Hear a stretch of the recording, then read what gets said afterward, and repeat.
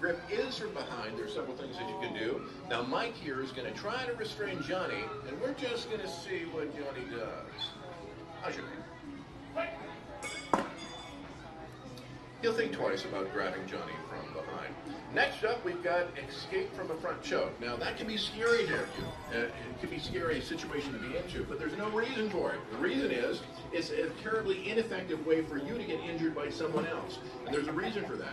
In a two-handed choke, your attacker has got both of his hands on your throat while you've got both of your hands free.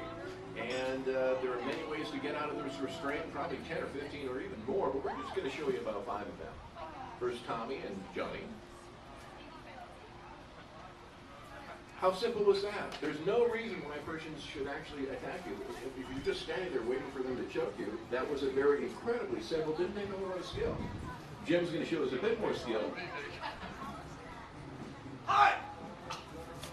And again, got away, not being choked. We've got Liz coming up. This one can be dangerous. You're about to see what happens. All that is a finger to the trachea.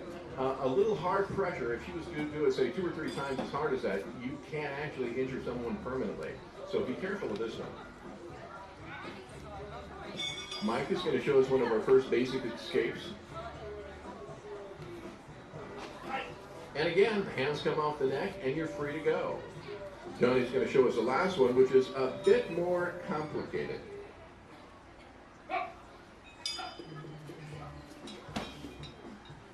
At that point, Johnny could have broke his arm, but again, trying to be generous with one of our students. Unwanted advances. It happens to me all the time. Okay, no it doesn't. Unwanted advances. There could be situations where you've had somebody who's being a little more amorous than what you might like. Now, we're going to show you some of these skills that might apply in that situation. This is Liz and Mike, and she's going to find herself accosted by this incredibly creepy guy who tries to caress her. But little does he know that she knows how to do a basic forward throw with a forearm. Hajime.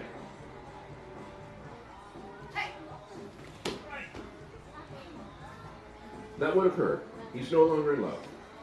We've got another one coming up. This one, again, by the way, this was a defensive move that didn't take a whole lot of strength. Mike is much larger than Liz. And basically, to put the person on the ground, you're using leverage. You're pulling the person off balance, and then gravity is basically assisting the rest. We've got Liz and Tommy coming up now. And again, we've got another person who's being very, very amorous. You've got this creepy guy here who looks an awful lot like Tommy Miles, decides that he wants to reach for her belt buckle or something to that effect, and he decides to reach for it. Boom. Yes, he'll go to stretch pants after this. Okay, coming up, we've got something a bit more complicated. You will have taken quite a few classes before you start really doing this well. And these are going to be our throws. Now, the throwing techniques are an essential part of Jiu-Jitsu. Now, throwing someone can be a very effective way to stop an attacker or at least escape from that restraint. Now, Tommy and Johnny, they're going to show us one of these basic throws, and that's going to be a throw over the lower thigh.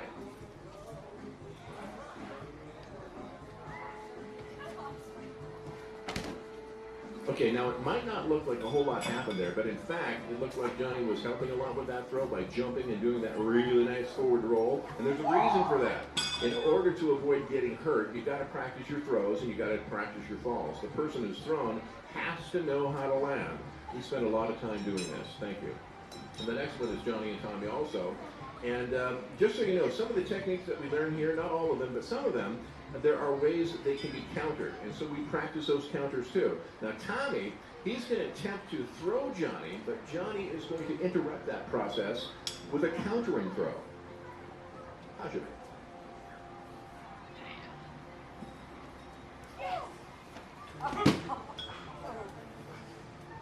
Very effective. Okay, continuing on with our throws, we've got Tommy and Mike. We're going to try something, it's a kneeling over the shoulder throw. Now let's just say that Mike here is going to choke Tommy from behind. He comes up from behind. So what do you do when something like that happens? We're going to show you one possibility. Hajime.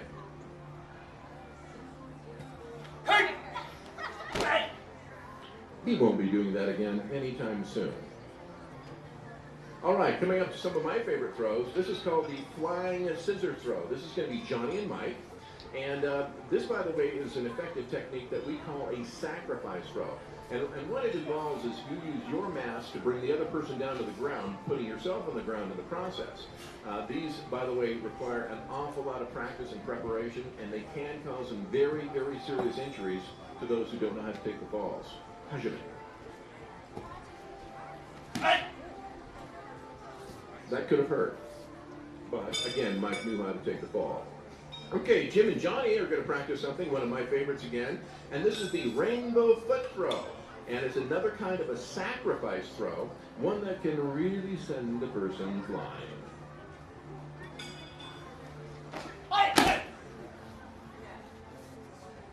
Now that could hurt if Johnny didn't know how to land. And again, we emphasize landings extensively at Sugar Pine Aviators Martial Arts. Well, coming right back to the unwanted advances. Now, as we mentioned earlier, our emphasis is on practical self-defense. This is going to be Mike and Liz. And we do believe in self-restraint in all situations, but there might be an occurrence in which an attacker must be subdued a little more forcefully. Now, there's a combination of actions that might be used in this case. Now, Mike is going to be taking a swing at Liz. Let's see what happens. Hajime.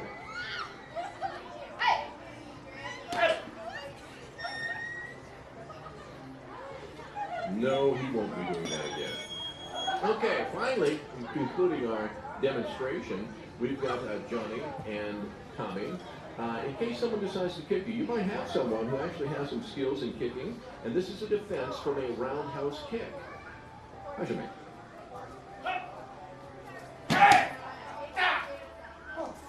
Very practical skills. Well, this does conclude our demonstration for now. We'll have another one in about an hour, but let me reiterate some of the things that Tommy has talked about. Again, our programs help to improve the health and self-defense capabilities and safety of our students and of yourself.